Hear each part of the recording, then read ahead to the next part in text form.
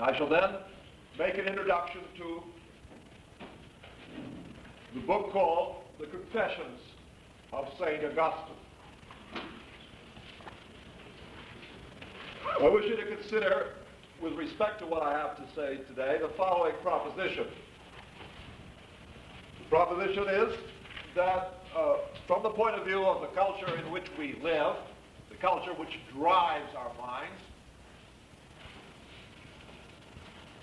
the proof of the existence of God and the proof of the existence of man is the same proof.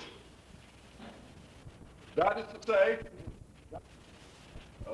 the problem of imagining as real, the problem of confidence in the existence of God, and the problem of confidence in the existence of the person other than ourselves is the same problem.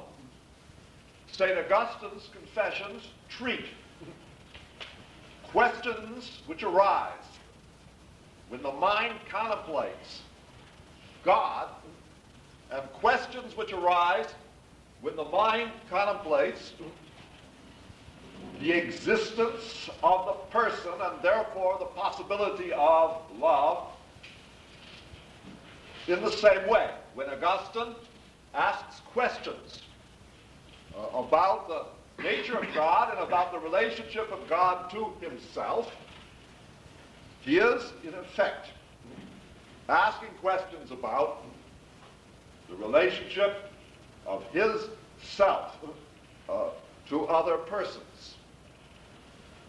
The rationality of this is, in effect, the subject of the New Testament, and in particularly of the Gospels.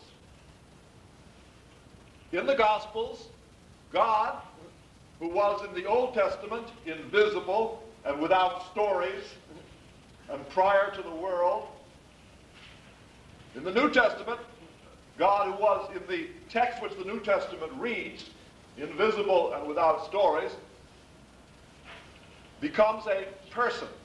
And for the world of persons to whom Jesus presents himself, the knowledge of God and the knowledge of the person is the same knowledge. The consequence of the incarnation is, in effect, the incarnation means the taking of a body by divinity.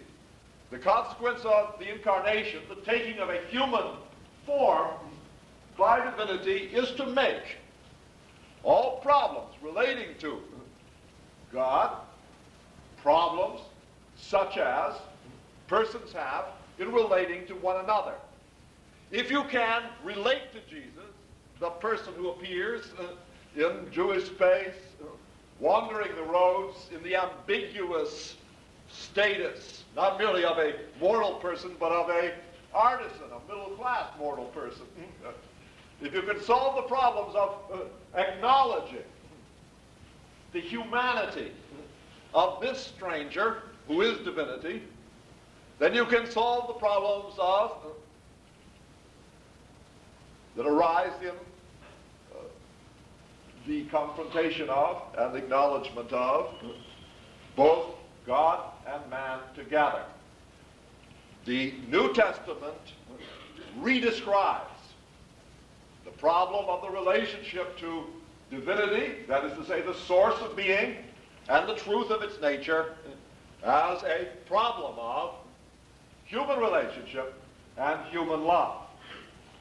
Therefore, when St. Augustine addresses his God and asks questions about his God, he is, by the same act, and as is clearly legitimated by the sovereign text of his world, that is to say, the New Testament, asking questions about the nature of persons and the problems that arise with respect to the love of those persons. The matter can be put any number of ways. Certitude about the existence of God assures certitude about the existence of persons. In the modern world, the world in which we live, certitude about God and certitude about persons have decayed at the same rate. In the great texts that you are accustomed to study, and Dostoevsky and Emily Dickinson are 19th century examples of them, and we will study them, the questions about divinity and about humanity are precisely the same questions. In proportion as it is possible to imagine divinity, it is possible to imagine humanity. And in proportion as the imagination of divinity becomes troubled by incertitude, the imagination of humanity becomes troubled by incertitude. Now, the problem of imagining the person over against you is a problem which you must bring to mind, because without bringing it to mind, the whole function of stories in the modern world beginning with the New Testament is unintelligible. It is as hard to be certain about the existence of the human other, and for the same reasons, as it is to be certain about the existence of the divine other. Both are cases of the other. Both are cases of the other. And the distance between me and you is of the same nature, from the point of view of the tradition, as the distance between me and my God. The problems described as problems of belief first and love after are the same. Yes?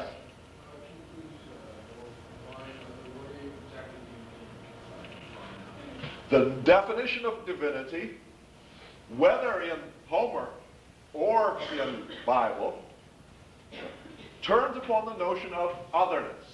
Divinity is what is not the self, what is not the me, that says I and is acted upon by the world.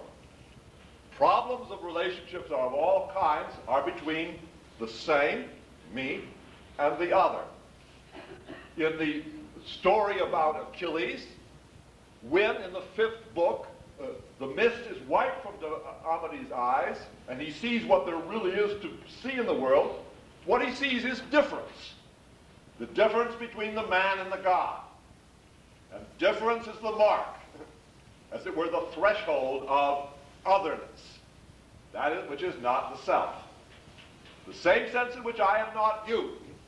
The sense in which God is not man. Does that help at all?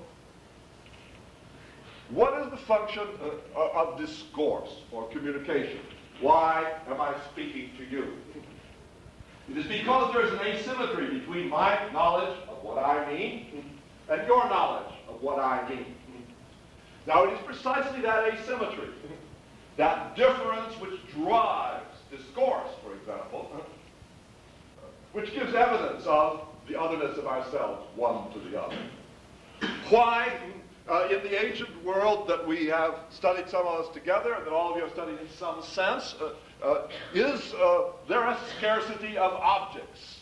It is because in the world there is more than one sovereign claimant to those objects. Now, the difference between persons that generates an economy of scarcity is another evidence of the otherness of persons, one to the other. Yes, Stephen? But isn't it a lot easier to imagine humanity since they're tangible? No. What these texts are telling you, what the whole stream of text is telling you, from the New Testament to Emily Dickinson, the latest novel which you read, that is hard to imagine the human person.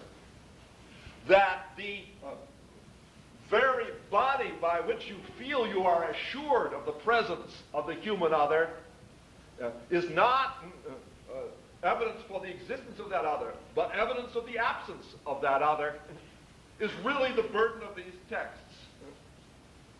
The question as to whether and when you are in the presence of a person is a question which is fundamentally undecided. One might say that the great moral, philosophical issue of the 19th century and of modern moral philosophy is the question, how do I know when I am in the presence of a person? The disposition of the contemporary world, which contemplates the erasure of all persons, seems to give evidence of the fact that there is no clear sense of the value-bearing character of persons altogether. The strange and profound disposition with respect to this matter of the text that we will study is that the person is more present in that person's physical absence than in that person's physical presence, because knowledge of persons is really not an act of experience, but an act of inference. When you look at me and I look at you, what evidences are there of my existence as a person? Is your nature the same as your physical nature? Or is not the value of you, the self which you acknowledge, an interior fact, which you know, but I do not know, which, with respect to every other, you are continuously attempting to signify, which, with respect to the others to whom you wish to draw near, you are continually attempting to find evidences. When have you been with another person? That question is not a simple question, but the very motive, the libido, that is to say, the desire that drives you toward the immortality of being with another, is evidence, as it were, intuitive evidence of the existence of another, whom, however, you cannot find. When, with certitude and without any sense of anything left out, have you found yourself in the presence of a person? Yes? I understand what the distinction comes between divine and human other. If they're both looked at in the same. I am trying to suggest to you that in one sense there is no distinction.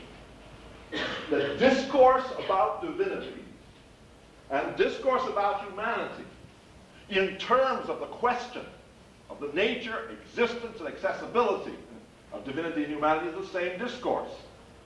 Talk, the same kind of thinking. And I'm trying to suggest that it is the great burden, the thrust of the stories which found modern Western story, that is to say, the story about the God who became man, that in fact there is no difference. The capacity to acknowledge the humanity of this man called Jesus is the same as the capacity to acknowledge divinity when divinity has become human. Can you see? In the incarnation. Now the same thing occurs in the ancient world, for all gods have human form. Consequently, the task set, anyone with respect to the divinity that accompanies them, Achilles and Athene, for example, Helen and Aphrodite, is really the capacity to acknowledge the truth of the human form, but the particular nature of divinity in the Judeo-Christian tradition, particularly its transcendental, its otherworld character, renders the issue far more radical. Now, it is, in general, the decision of the tradition that we are studying that the person is better known when its absence is acknowledged. That is to say, is better known in its disappearance than its appearance, and that paradox we can begin to articulate by looking at the end of the Gospel according to St. John, which, like the end of all the Gospels, deals with the appearance, the disappearance, and the reappearance of the person. In John 16, verse 16, in John 16, verse 16, note the passage. John 16, verse 16, Jesus says, in a short time you will no longer see me, and then a short time later you will see me again. What Jesus is here reformulating is that process whereby a person becomes real, which in the discourse to Nicodemus, which I presented to you at the last hour, was described as a process of dying and being born again. A process of dying and being born again, that is to say, a process of disappearing and appearing again. Now, the story which St. Augustine tells in his Confessions, in his intimate disclosures with respect to his struggle to find assurance of an object of love that is equivalent to his desire for love, is a story about the death of oneself and the appearance of another self, the death of the identity of the person in one disguise, and the reappearance of the identity of that same person in a new disguise. The life of the mortal person, the life of St. Augustine, the life of anybody who thinks and loves, is repeated in terms of the life of the master of life, that is to say, the paradigmatic or model person who is presented to you in the sovereign story, that is to say, in the story about Jesus. Now, the conception of death in the Gospels must be looked at with great care. Death, in every text that you will encounter, can never be taken for granted as meaning one thing or another. In all the Christian stories, and therefore in all the stories from John to King Lear, and from King Lear to Dostoevsky, in all the stories flowing out of this text, there are two deaths. There is the death of the body, and there is the death of the soul. And there are correspondingly two births. The birth of the body and the birth of the soul. Now, as I pointed out to you in a previous lecture, the idea of two births and two deaths is quite familiar from the Iliad. Everyone comes to Troy, is as it were born into the physical, mortal world at Troy for the purpose of being born again as an heroic or acknowledgeable person, as a person in value. So also, there are contemplated in the Iliad two deaths. One is the physical death about which no one is particularly concerned. The other is the value death about which everybody is terrified. The business of people at Troy is to be reborn in value, that is to say, to make sense out of the first birth by losing the body of that birth and becoming that heroic person conformed to the value-bearing criteria of his civilization, which all persons will to become, and in which value-bearing state they are truly knowable as persons. Now, in John 16:25, there is a peculiar observation by this master teacher of the nature of persons, and it goes as follows. I have been telling you all this in metaphors, by which he means in obscure or inexplicit terms. I have been telling you all this in metaphors. The hour is coming when I shall no longer speak to you in metaphors, but tell you about the Father in plain words. Now, this sentence calls attention to the fact that the difference between the first death and the second death is really the difference between metaphoric language and plain speech. St. Augustine continually struggles to discover a speech plain enough, a language sufficiently in accord with the simplicity of truth in order to obtain a good account of the nature of the other and a good account, therefore, of the truth of things, and the transition from speaking in metaphors to speaking plainly is no more nor less than the transition from one birth to another birth, the transition from falsehood to truth, the transition of the kind of which we associate with conversion or turning around, or the transition which more intimately we associate with falling in love. From the point of view of the New Testament, to fall in love is in effect to find the object of love. To find the object of love requires a clarification of language, such as Jesus here describes as the difference between the language which he speaks now in this world and the language which, after his second death, after his second birth, he will speak in times to come. Now, Jesus' legacy, like Oedipus's, is a legacy of love. He says, I say unto you, love one another. The history of the texts which flow from this text are history of the mind of persons attempting to discover how it can be possible for us to love one another. You see, it takes a God come down on earth to tell you what seems to you a very simple matter, namely that you should love one another. What is the problem of love? Yes. Only love one another if we don't know one another. We cannot, that's exactly right. We cannot love one another if we do not know one another. Consequently, knowing must precede loving. And the problem of mind, which Augustine elaborates with such extraordinary brilliance and meticulousness, is the same as the problem of love. That's right. Augustine, at the beginning of his text on the second or third page, and I will point it out to you in detail, really asks the same question. That is to say, how the devil can I love you if I don't know you?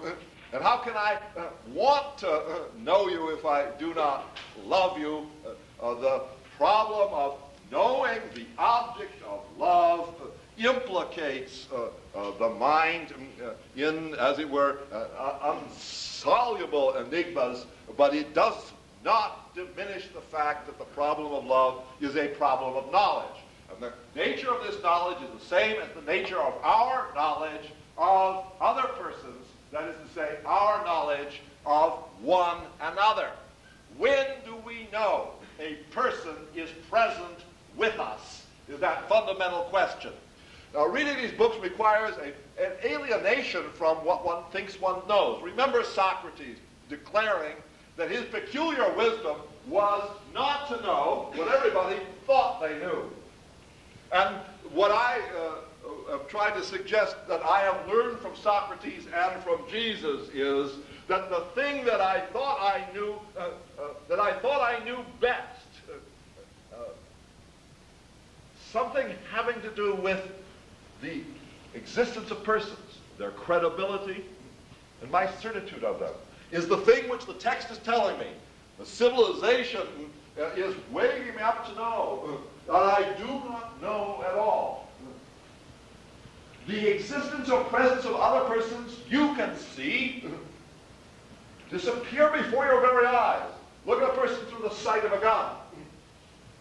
Look at the person through the strange, diminishing, reversed, telescopic lens of a national policy. Look at a person from the point of view of the exploitative urgencies of one's own economic need.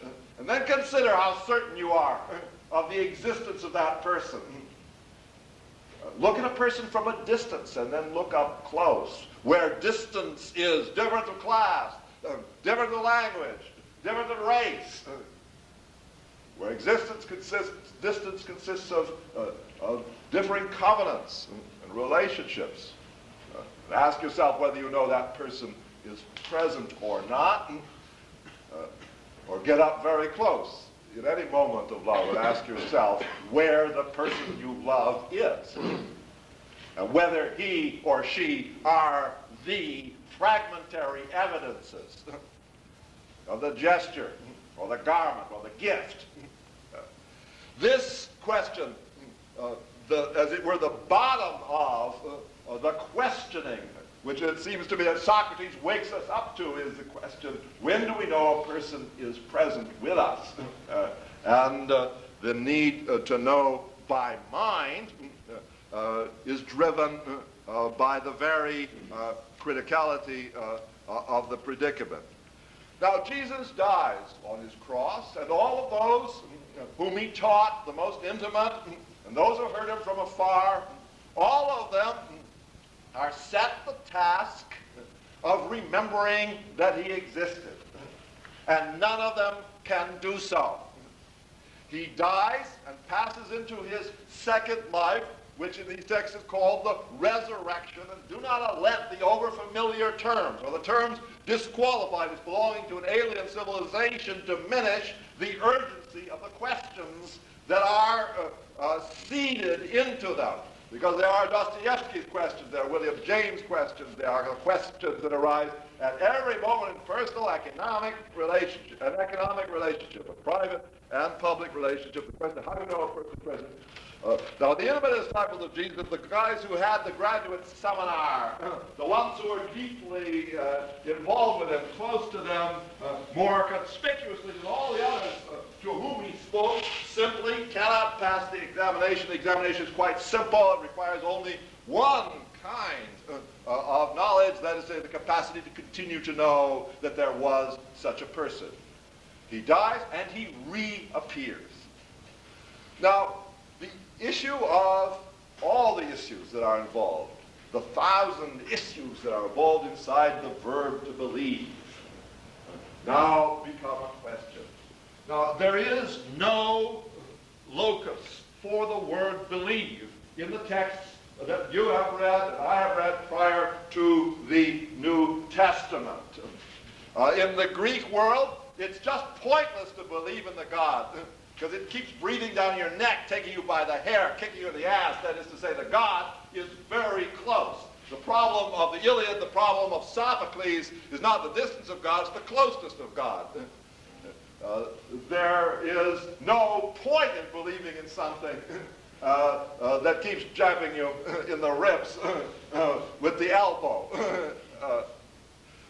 Similarly, the problem of belief in the Old Testament disappears into the problem of memory, because there is in the Old Testament a profound continuing sense that divinity is of the same nature as historical action, among which historical action was the creation of the world, and therefore your relationship will be a relationship of memory, so that the idea of belief is not an active idea in the Old Testament, or is an idea compensated by the fact of writing, for example. Torah, which is a memorandum of the historical existence of divinity. But in the New Testament, there arises this strange and problematic term, the notion of belief. And belief is precisely the expression of the inability to know for sure the existence of something personal, not the self. Both divinity and humanity are something personal which is not the self. You understand? That's the definition. And it is a definition which includes both divinity and humanity. Something personal which is not the self. Now, the problem of the people to whom Jesus spoke after his death is retaining the sense of something personal which is not the self. And look for a moment at John 20, the empty tomb. Now, the empty tomb is a master image which you should take with you into the rest of the text that we study. The tomb is the place where you put the body, right? You can still see these tombs if you go and take a 2-week tour to Israel. You will notice the tomb is low down, close to the earth, but it's not in the earth. It's in a rock. These people have to lean down to look into it, as you will notice as you examine the text. And it would have had a boulder rolled up over the mouth of it. And this empty tomb is really the space of the absence of the person, when the person is conceived only as a body. It becomes symbolic for the later tradition as what you experience with respect to a person if you experience the body alone. Now, the tradition of Christian ethicalism with respect to sexuality is rooted in a despair. It's not anti-sexual in the trivial or immediate sense. It's rooted in despair of ever knowing another person by means merely of physical evidences.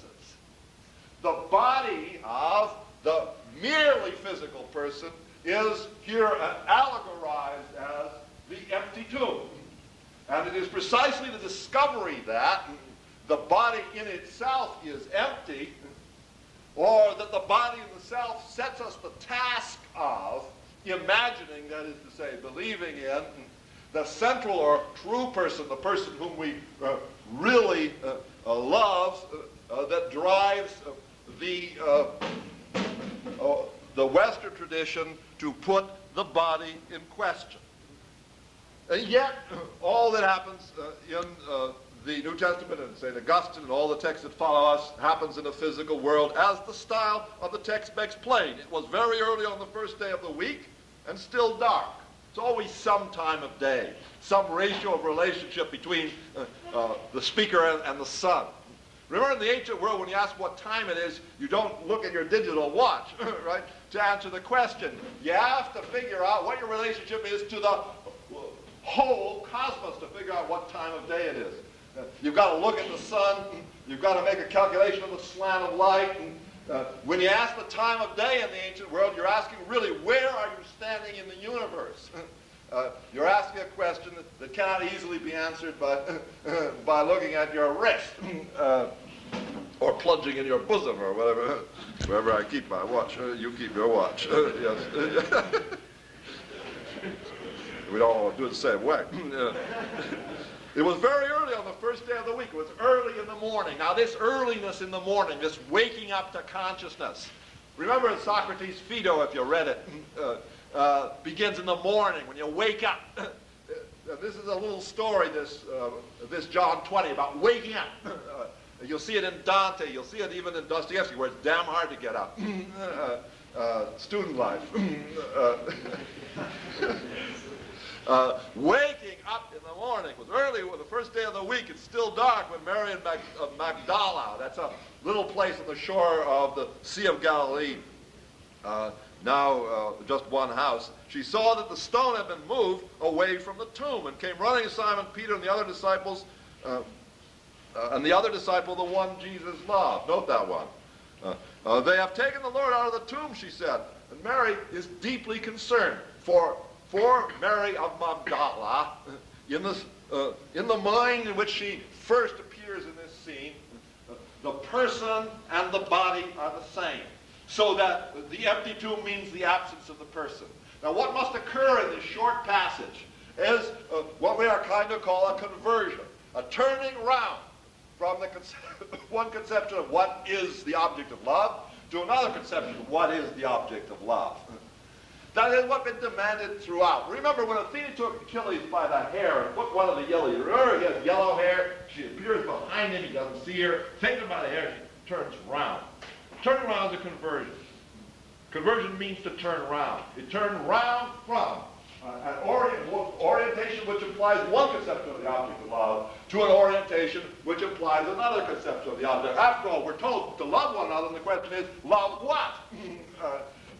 If in fact these texts are so centered on this matter of love, then how is the question put? And the question is put, love what? The answer is love person. Then the question is, when is a person present? What constitutes a person? Where is a person? When do you know? How do you know that a person is present? Now, the conversion that Augustine is seeking, the growth that he wishes to obtain and does. It's a great thing about St. Augustine. He wishes to obtain and he does. That is to say, he loves something and he has it finally. He's that powerful, he's that unrelenting, that smart, that passionate. The St. Augustine Confession is one great book about consummated love. But in order to obtain that, it has got to begin from square one. And square one is, what do you love? What is there to love? And when you've got a name for it, when is it present? It's other than you. And therefore, how do you know it? It is the question that is addressed here in this little scenario about waking up one morning and trying to go and find the guy you loved. and not finding him there.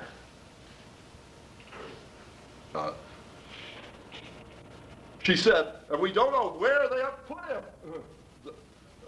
So Peter set out with the other disciples to go to the tomb, and they ran together. But the other disciple, running faster than Peter, reached the tomb first. Notice how concretely characterized these persons are. That is to say, the other disciple, the disciple Jesus loved, really runs fast. But when he gets there, he bends down, sees the linen clothes, that's what they buried him in, but he didn't go in.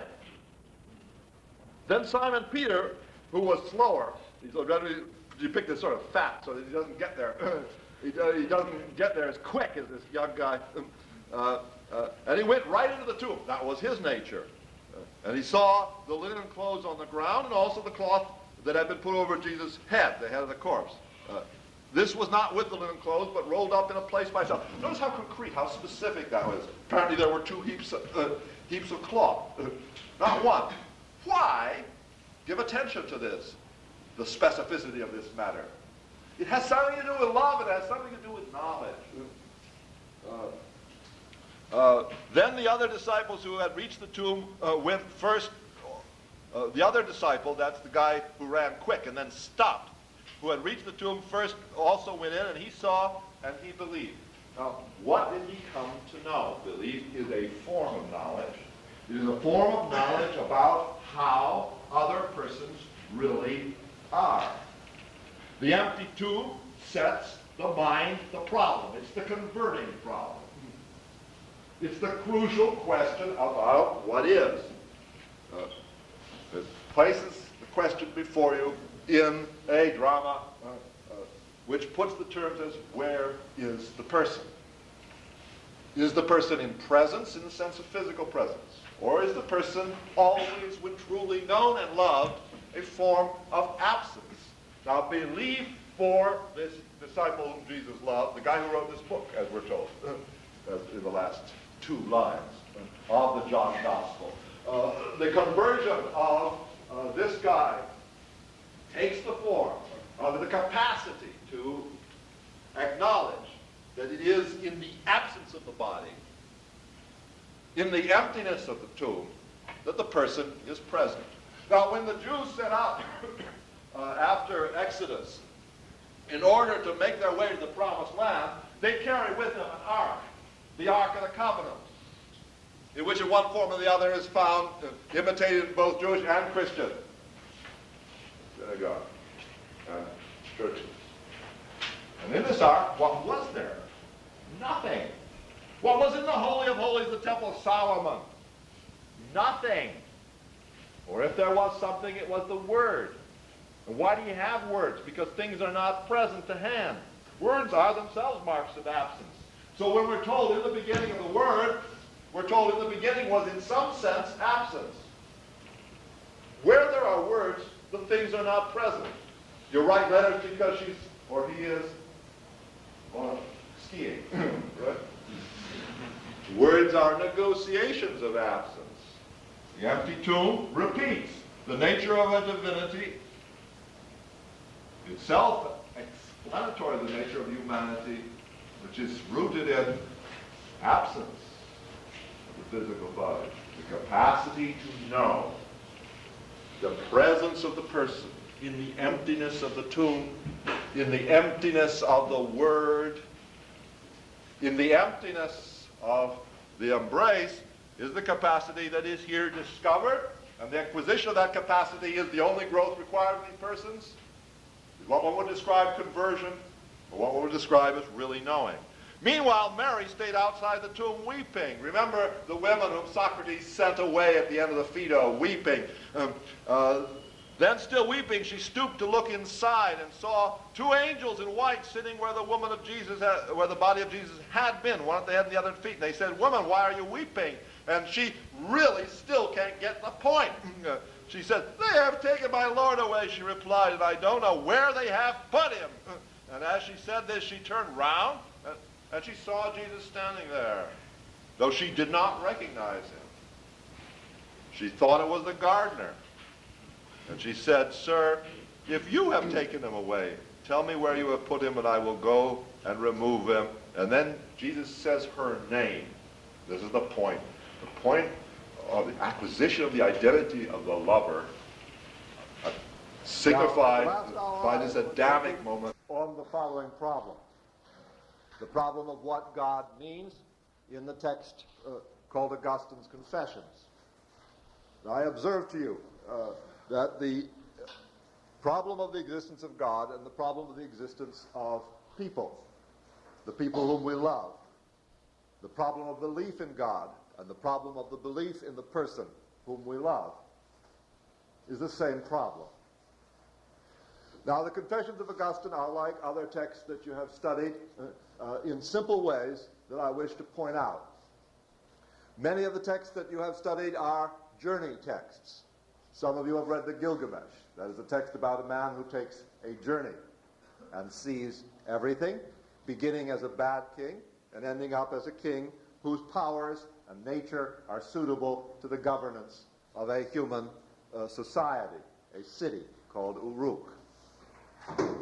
Achilles is a swift-footed man who takes a journey, even though he stands still.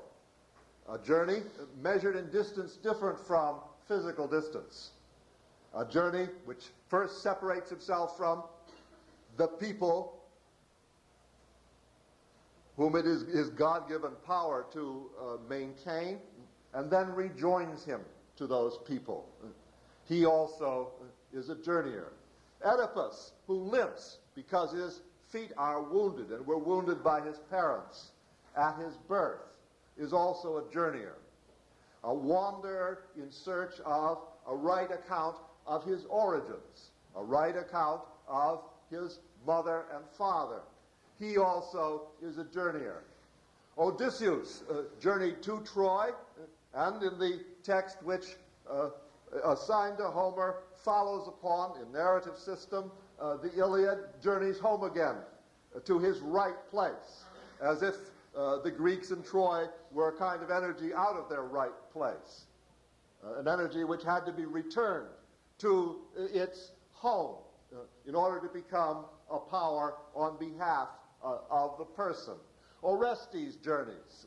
He journeys from the place of his crime to the place of his absolution, from Agamemnon's house to Athens. Now, St. Augustine's story is also a story of journey.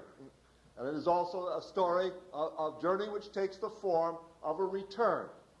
But more conspicuously than the other journey stories that we have studied, it is a story about an inner journey. A journey in which distance has a somewhat different meaning from distance conceived of as space in the physical world, which can be traversed by walking. Augustine's journey is also a journey homeward. That is to say, a journey to the right place of the self. The place where the self belongs, conceived in terms of the true lineage of the self. Like Oedipus, the business of Augustine is to find out who his true father and mother are. And in doing so, to discover who the proper object of his love is, what disposition to make of his desire. Now, I've offered you one way of describing this journey in terms of the difference between filiation, that is to say, your mother and father, the one that is given to you by necessity, the mother and father whom you cannot exchange because they are the natural cause of your being, to a new conception of lineage, what would be called in terms of the New Testament a new kinship, that is to say, a conception of your mother and father as according not with necessity, but with choice. In that sense, Augustine's story is a story of the discovery of the right lineage, or the place of true origins of the self, as a consequence of the disciplining of the powers of choice. Choice which becomes the opportunity for self-making of the person who is put in possession of what we are inclined to call his own freedom. Consequently, for Augustine, journey is not so much a journey in space and time, though he does take some journeys, but it is a journey from the wrong object of love to the right object of love. And because the journey from the wrong object of love to the right object of love is a disciplining or preparation of the powers of choice, and the powers of choice are, as we should say, intellectual. That is to say, they belong to our knowledge powers. The story that St. Augustine tells is the story of the journey, as one might say, of the question to the answer. Of the question to the answer. It is not only an inner journey, but it is a cognitive journey. And it is a journey in the presence of a guide. It is as if, as I have suggested before, Augustine were two people, one who thinks and one who loves. And the one who loves is the great hero of the story. And the one who thinks is the guide of that hero. Remember, the one who loves is the great hero of the story. For in the end, what will be obtained, what will be brought to its right place in being, is the body of desire. In Augustine's imagination, to be at home is to be with the beloved. Intellect is the guide, whereby the lover knows the way. But the homeland to which he comes, the immortality which he obtains as a consequence of his journeying, is not an immortality of the intellect which disappears. And we shall see that fundamental necessity of the intellect as guide, and that final disappearance or concession of the intellect to the destiny of the hero, which is love, several times in the course of the several narratives which we study in the unfolding of the sequence of narratives in this course. Now, the instrument of this guide, as it were, its peculiar empowering competence, or in the language of the Iliad, its heroic weapon, as it were, its spear and shield, both God-given and man-given. Remember, Achilles possessed weapons made both in heaven and on earth. Even in the second arming of Achilles, he receives his shield from heaven, but his spear is the spear of his father, the mortal instrument. This weapon, this instrument of making sense out of reality is language. Now, Augustine's text is called the Confessions, and it is a talking by the mortal person to the immortal listener. The first 10 books, which are your task, is the retrospective narrative of a journeyer who speaks from the point of view of having obtained the home place, the place to which he was going. Do you understand what a retrospective narrative is? It's the narration of a survivor, by a survivor rather, of a journey that has been made and completed. In order to have a retrospective narrative, you have got to have survived. The implication of the very capacity to tell a tale is survivorship. Augustine's Confessions are the story by a survivor of the risk of death upon journeying, told to the divinity, that is to say, to the person in relationship to whom he has come as a consequence of journeying, and on behalf of the human listener or overhearer. When Augustine begins on, once again, page 21 of your text, the beginning of Book 1, and ask the question, can any praise be worthy of the Lord's majesty? The word praise should be understood by us as containing in it what we would call the power and competence of description. Now, Augustine's text begins by asking the question whether there is any human language, any praise, any language of description, which is adequate to the nature of the God, the beloved, relationship with whom he has obtained by his journeying. Now, the first words of the first text which I have offered you in this course is, in the beginning was the Word. Our first words of the first modern text that I offer you identifies divinity with language itself. The question as to the adequacy of human language to the human business, the question of the adequacy of the instrument by which persons make sense out of their world to the problem which the world proposes to the mind is encoded in no very obscure way in the question, can any praise be worthy of the Lord's majesty? Now, since it is the problem of the human person to make sense out of the question, what is the object of love? And since the means by which the human person makes sense out of such a question is language, the further question as to whether language is adequate to that purpose is, in some sense, a heartbreaking question. The text of Augustine begins by asking a question about the adequacy of the means of the mortal person solving the problem of mortal life. Indeed, the first several books of St. Augustine's Confessions deal with the rectification, the setting right of the language by which Augustine comes to be a journeyer who has, in effect, defeated the problem which reality sets with respect to the question, what is the right object of love? Now, it is hard to become conscious of language as a problem. But all our modern texts set us one central problem, the problem of language.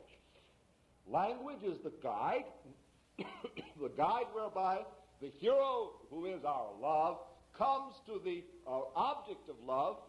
If the guide is not adequate, if language is not a clear and competent leader of the soul, then the predicament of the soul is a predicament from which the soul can never extricate itself, and the problem of the soul is an insoluble problem. So that we must, with St. Augustine, become conscious of the question of the adequacy of language to the description of what we want. Language is a kind of horizon. It lights up a familiar world. What if the most important fact of the world lies beyond the horizon of language, in the limb of darkness, where language cannot reach? We all experience more than we can say.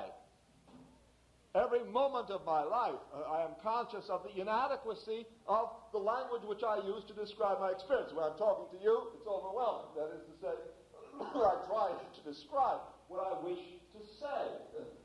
The difference between what I know, quite simply, and what I wish to say is almost overwhelming to me.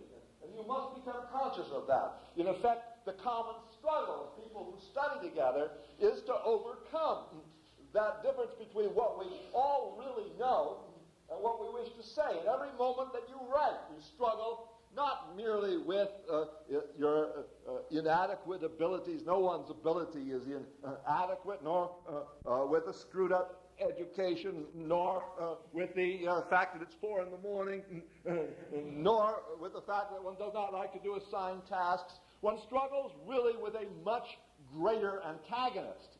And that antagonist is language itself with all that it implies. That is to say, all the profound complexity of it for a self, to give some account of what one knows.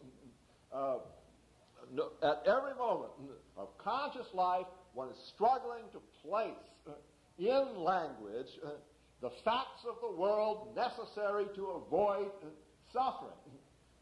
The function, in some sense, of universities is to bring one's competence with respect to world description into some relationship to the nature of the world, which constitutes the problem that one must solve in order to be safe and to help others to be safe in it.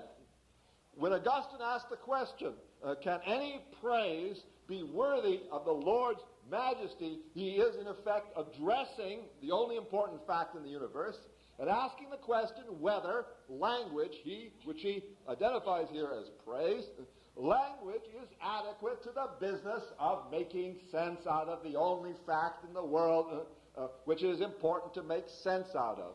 This is a very old problem in the texts. The children of Israel, that collective mind journeying through the desert and in war, as many of you know, beyond Exodus, throughout history, has continuously one fact before it which it must remember, namely that the source of all things is God. That's all it has to remember. That's its one, the one fact of the world is important to it, but it can't remember that fact. It would look as if the Bible is, in effect, a story about how hard it is to keep in language the one fact upon which the safety of history depends. Now, the Bible's solution is to write it down, make a memorandum of it, called Torah. The Bible is such a memorandum. Iliad is similarly a memorandum, for the Iliad declares there was one great man whose example makes meaningful all of human life. But we cannot remember this man. And everyone in the Iliad struggles against oblivion, struggles against the immemorability of the only fact which makes any difference to human life, which is what? The fact of value-bearing, noble women and men. Now, Augustine makes of the problem initially not a problem only of human memory, though human memory is important. He makes it a problem of human language. Now, Augustine is born in North Africa. North Africa,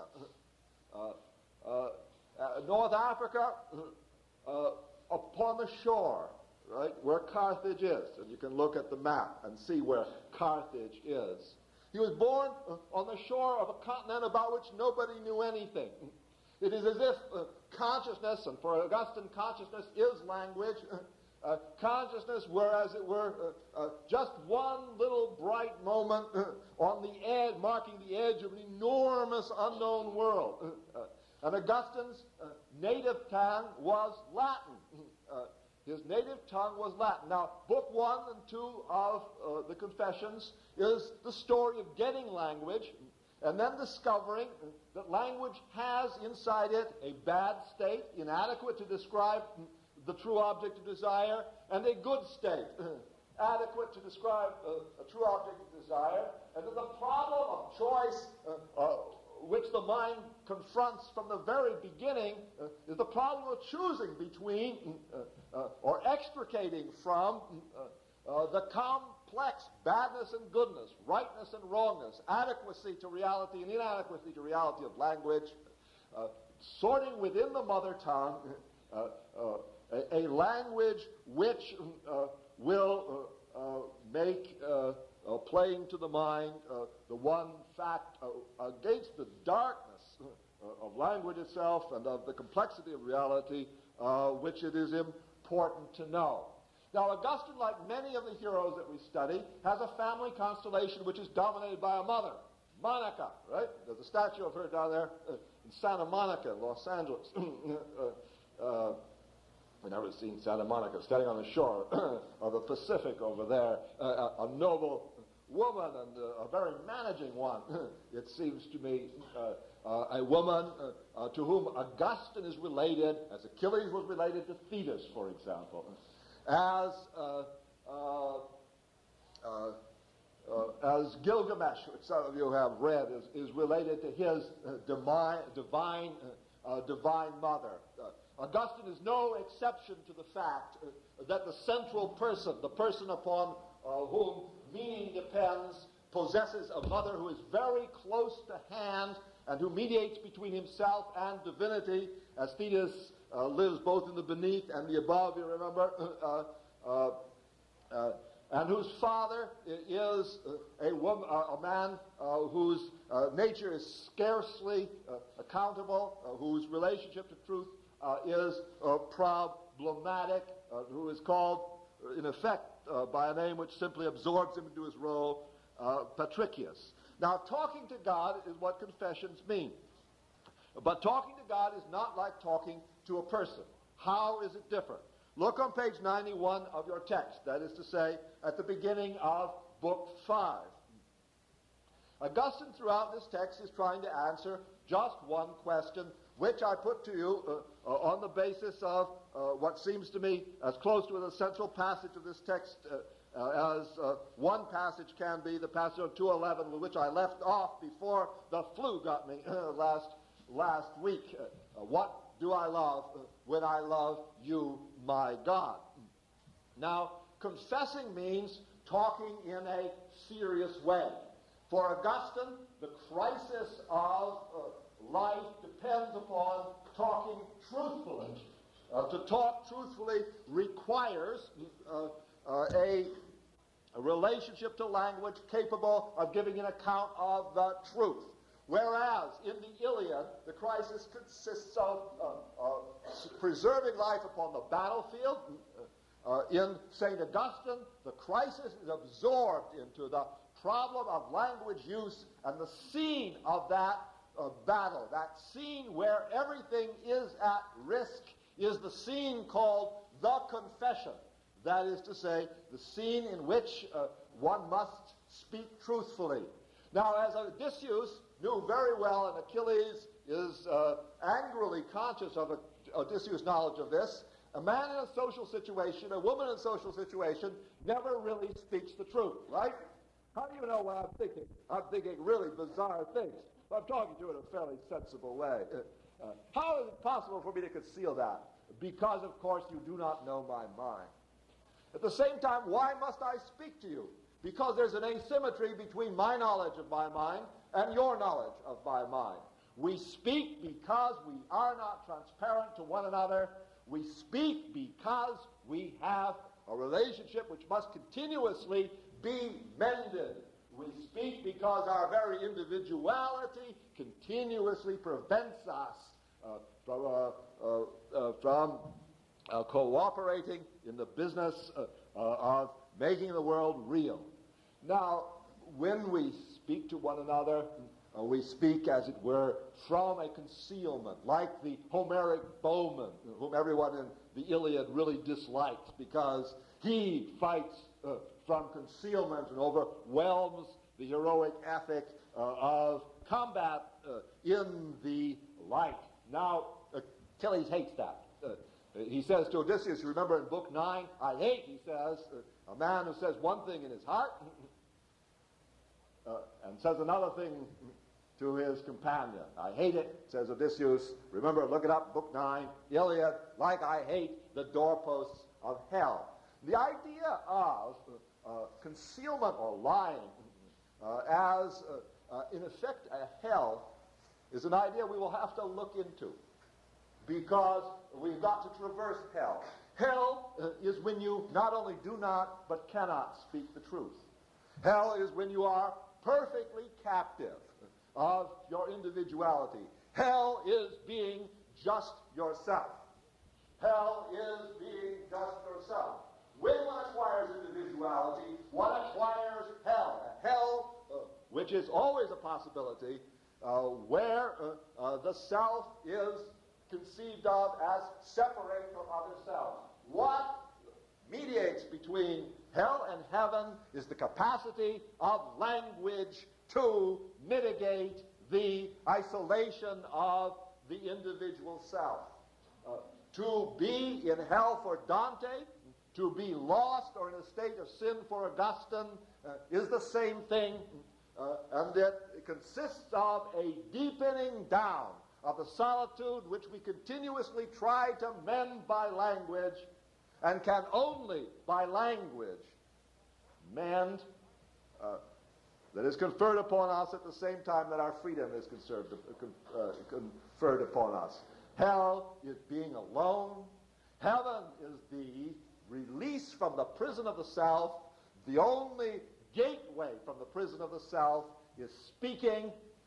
Therefore, what is at risk when we speak is just the difference between hell and heaven. Now, for Western civilization, the inferno is merely ourselves when the access to the other, that is to say, the door out, has not been accepted, and with, in effect, language has grown corrupt. Therefore, upon the perfection of language as a mitigation of the solitude which our own freedom confers upon it, language becomes a matter of crisis. Now, speaking to God is a peculiar form of speaking. Yes, Stephen? What does this have to do with faith? What? Faith is the substance of things hoped for and the evidence of things unseen, as St. Paul says. Since we are separated individuals, and since our relationship to anything else is always problematic, is in effect an act of affiliation, something which men can construct and do, the question arises, how do we know, before we have come into relationship to something not ourselves, that there is anything there at all? Now the answer is that by mind we cannot know it. By mind we cannot know it. Now confidence that what we cannot know really is what is called faith. Now, as I will suggest in the next segment of what I'm going to present to you, Augustine begins his text by saying, the journey that I'm going to take is really an impossible journey. If I got to go somewhere, if I want to go somewhere, I must know where I'm going to go. But how do I know it if I have not been there? Now, that paradox is fundamental. In order to read a text, you must really know what it's about. But how the devil can you know what it's about until you read it? Reading is impossible. You may have noticed that. Reading is impossible. Really, one of the things that it would be most useful for me to do, though you would hate me for it, is just to show you that reading these texts is absolutely impossible. Instead, I do a much less integral thing. I show you it's possible. But reading these texts is really impossible. All this is a lie. You really can't know what these texts are about unless you know what they're about. You don't know what they're about until you've read them, and if you haven't read them, how do you know? That is to say, there is absolutely no way of getting any meaning out of the world at all. Now, Mr. Pursuit, that's where faith comes in, right? What are we going to do? Put it another way. You can't tell when I'm telling the truth, right? Well, Professor Caress would almost never tell the truth, so you know I'm not telling the truth, right? So why the devil pay the least bit of attention? Anyway, I'm 30 years older than you are. Well, faith enters in. How do I know, and how do you know, that any of us is ever telling the truth? We have no way of knowing. Your inner self is not accessible to me, nor is mine to you, nor is your lover's to you, nor is your mother's to you, nor is anybody's to you, or you to them. What, therefore, makes possible the negotiation of the fundamental impossibility of being, and the one name that has been given by the tradition to that without defining it, is faith. That is to say, it is the expectation of a reality which is inaccessible to the means by which one knows reality. Russell. Well, doesn't it sort of go back to what Socrates was trying to say when he was making his speech at the court? That try to prove when you get to the part you think is untrue, then say so. And yes, now the Socratic way of dealing with this was in fact right.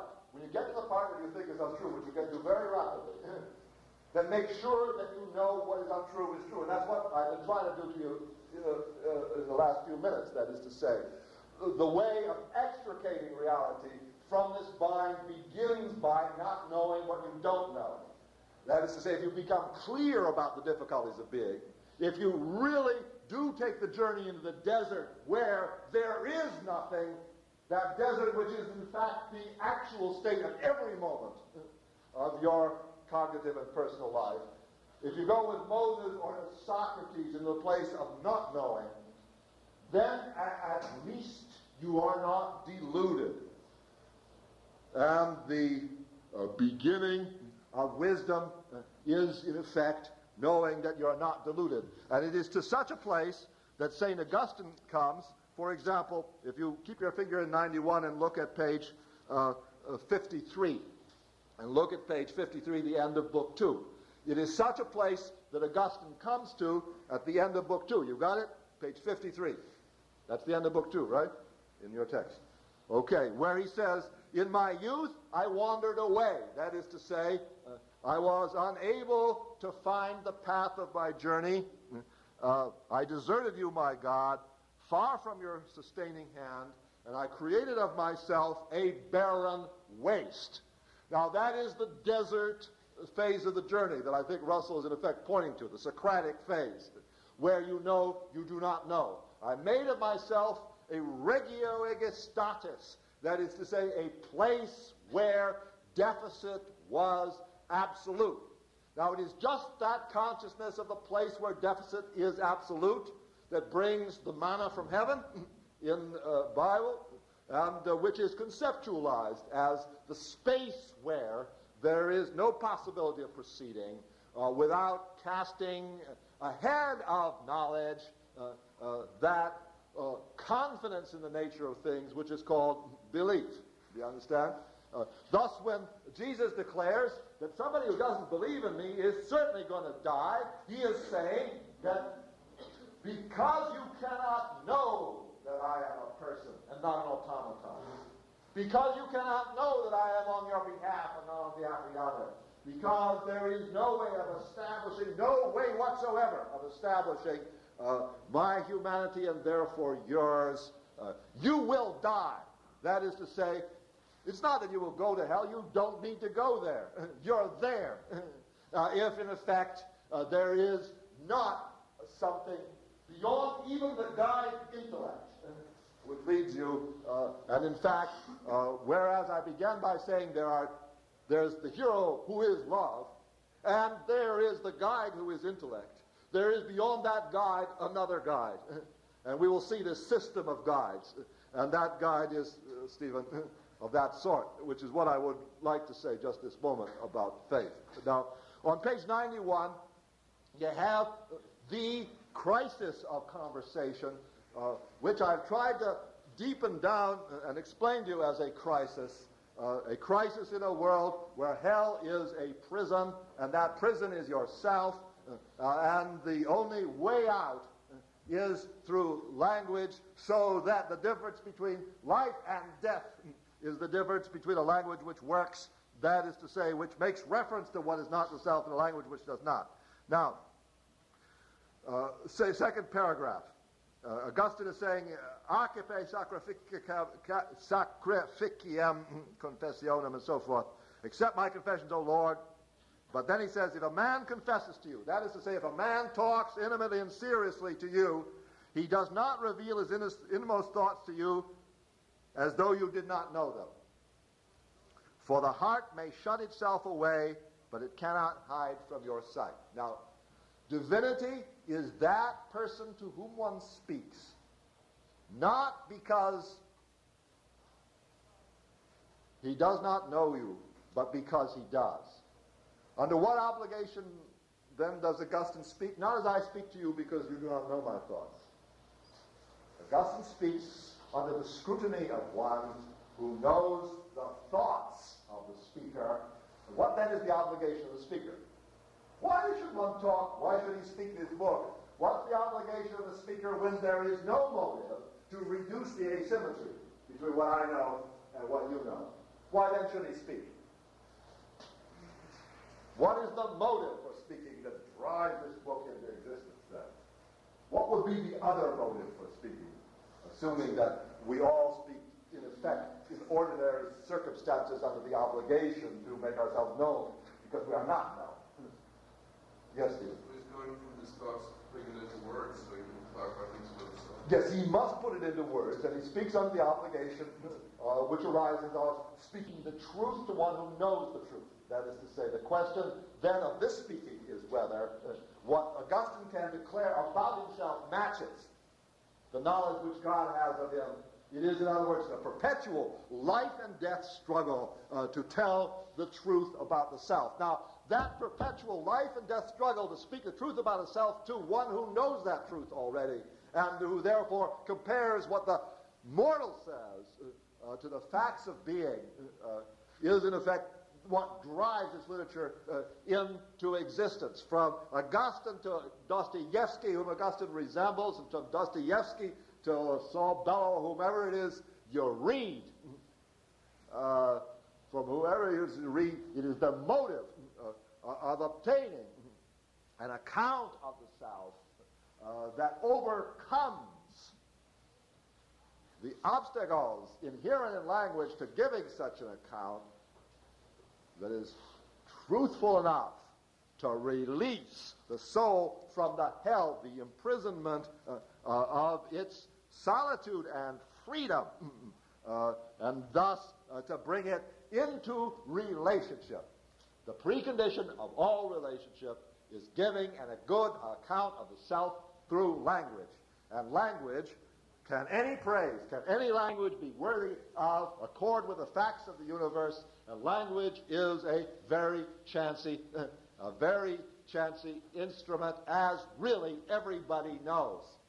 Now, it's very hard to take in discourse about discourse, but this is a literature founded upon the question whether the very medium by which we study and make sense of the world is adequate to it. It's an overcoming of that medium that is required. Now, the second paragraph on page 21. The second paragraph on page 21, a prayer again to this God who knows the heart and who therefore is the most exacting of all interlocutors, that is to say, conversationalists. Grant me, Lord, to know and understand whether a man is first to pray to you for help or to praise you. Now notice, Augustine is continually paralyzed by the paradox which I just now laid before you. That is to say, the paradox is to how the devil you can go somewhere without knowing where it is. How you can read a book without knowing what it's about. How, in effect, you can praise, that is to say, describe the fact which bears value without knowing the fact, and in a world in which there is only one agent. In the beginning, God created everything.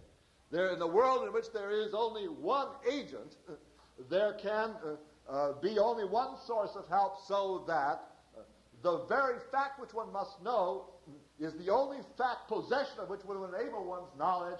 We are caught in what is in effect a bind. We cannot have without having. We cannot speak or acquire speech without first speaking. We cannot come to know without first having knowledge. Now, this is a tragic predicament. Remember the problem of Oedipus. How can you forget? From a cognitive point of view, the problem of Oedipus is simply that he is set a task for which he does not have the means of execution. Everyone says to me, well, Oedipus is not guilty. He himself says he is not. He didn't know. But the fact is that the universe declares, because it so profoundly punishes him in Oedipus Rex, that he must know.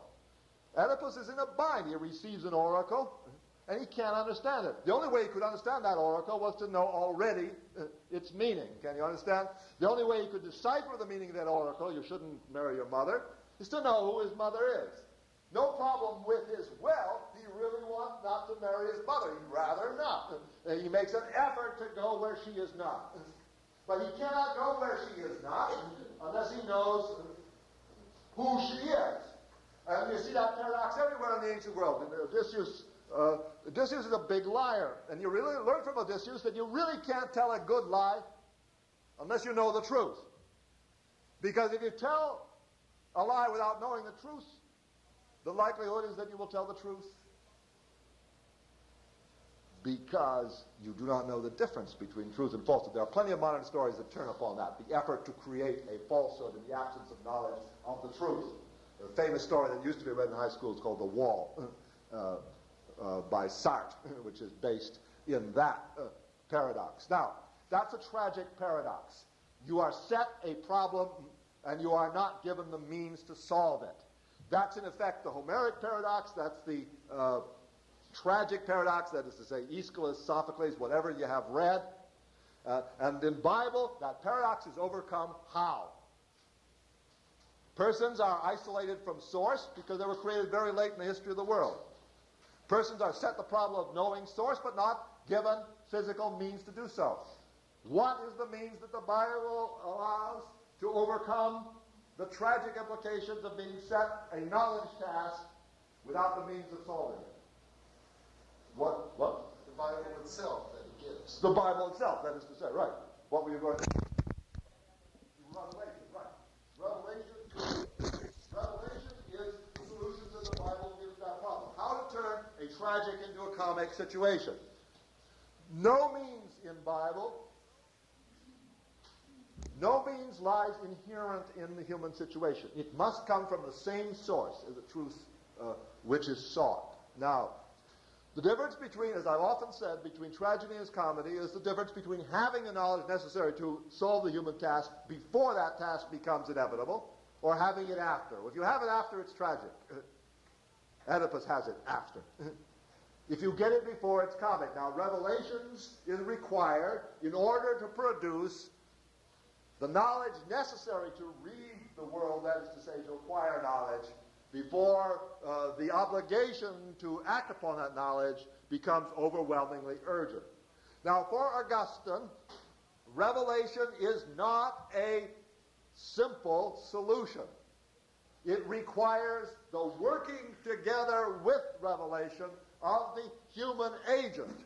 And the whole of St. Augustine's Confessions is an effort to obtain a language or a sense of language adequate to receive the knowledge necessary to avoid suffering, that is to say, to change a tragic state of affairs into a comic state of affairs, to change a state of affairs in which the human task overwhelms the human agent into a state of affairs in which the human task is open to the human agent. Now, the beginning of the Confessions, like the ongoing of the Confessions, deals, as I have said, with the issue of what is a language which can receive the knowledge which makes possible a good account of the self and the object of love. Now, on page 25, you really have the first account in the history of the world of what is called language acquisition. The modern philosopher Wittgenstein begins his late work investigations at this point with the question of how language is related to the world. Language might be related to the world in a simple, inherent way. Words might belong to things like leaves to trees. You know a tree by examining its leaf. The tree and the leaf are the same thing. That would make the world open. The world could then indeed be read like a book on the basis of an understanding that is encoded into it. But how is language related to reality for St. Augustine? Well, St. Augustine gives you an account of, first of all, his helplessness about knowing his origins, on top of page 25. He cannot remember his own origins. Now that's, from a natural standpoint, a recovery of a meaning of Genesis 1. Genesis 1 declares that the human person is set the task of ruling the world, but is born very late in it, right? Everything was created before the human person. Light, mountains, worms, flowers. There isn't anything that isn't closer to God, wasn't born earlier than man.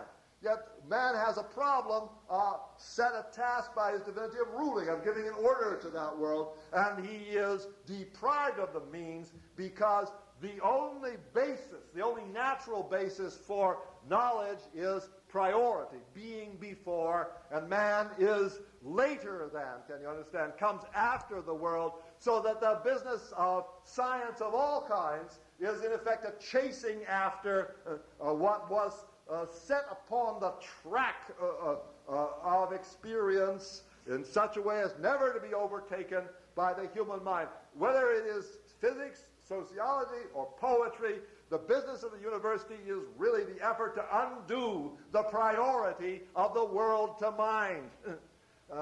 Every science is concerned with obtaining some relationship to the origin of its specified subject matter, whether it be human behavior or the physical world. We continuously run in a Zenonian paradoxicality after the source of things. Since for Augustine, knowledge of the source of things, God, the beloved, is necessary in order to